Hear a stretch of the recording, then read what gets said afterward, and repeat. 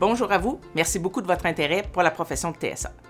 Cette série de capsules informatives mises en ligne par la TSAC a été développée dans le but d'aider les TSA membres ainsi que tous les intervenants du milieu à mieux comprendre les enjeux en lien avec le projet de règlement publié en février dernier concernant les actes vétérinaires. Pour faciliter votre compréhension, je vous invite à visionner les capsules dans un ordre logique de présentation. Rendez-vous au www.atsac.org, cliquez sur l'onglet qui s'appelle « Le métier », puis sur le sous-onglet « Actes délégués » dans le menu déroulant. Vous y trouverez la liste des capsules produites et pourrez les visionner et les partager autant de fois que vous voudrez. On y va! Capsule numéro 8. Comment on en est arrivé au projet de règlement qui a été publié le 4 février? La technique de santé animale existe depuis 1973. Le premier règlement sur les actes délégués de la loi vétérinaire est arrivé en septembre 2007. Donc, entre 1973 et 2007, on pratiquait des actes, mais tout ça était un peu non réglementé, disons, pour les techniciens en santé animale.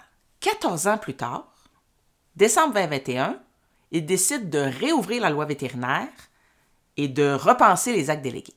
La TSAC, on était là. On était contactés. En janvier 2022, on a rencontré 2 fois l'OMVQ.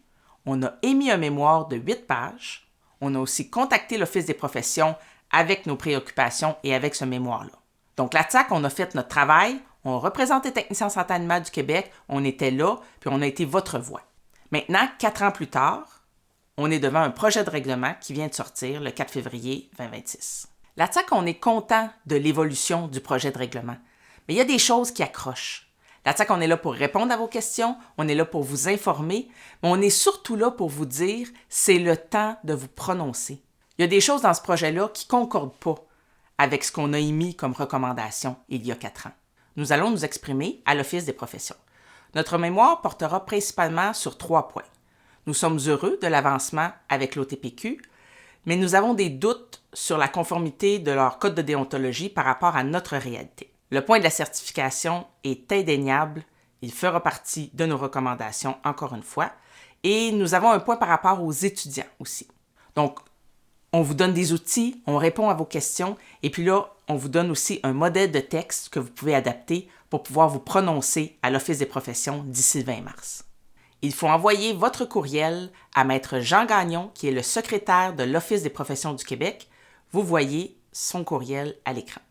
Si vous ne vous exprimez pas maintenant, on va être pris avec ce qui va nous être imposé. Alors, c'est maintenant le temps. Informez-vous, posez vos questions et exprimez-vous d'ici le 20 mars à l'Office des professions. Message important. Le programme de certification nationale mis en place au Québec par la TSAC depuis 2001 est toujours en vigueur actuellement. Ce programme gère la certification des TSA et assure en amont la qualité de chaque formation continue qui leur est offerte. Il est essentiel de maintenir ce programme pour les TSA et les futurs diplômés du Québec.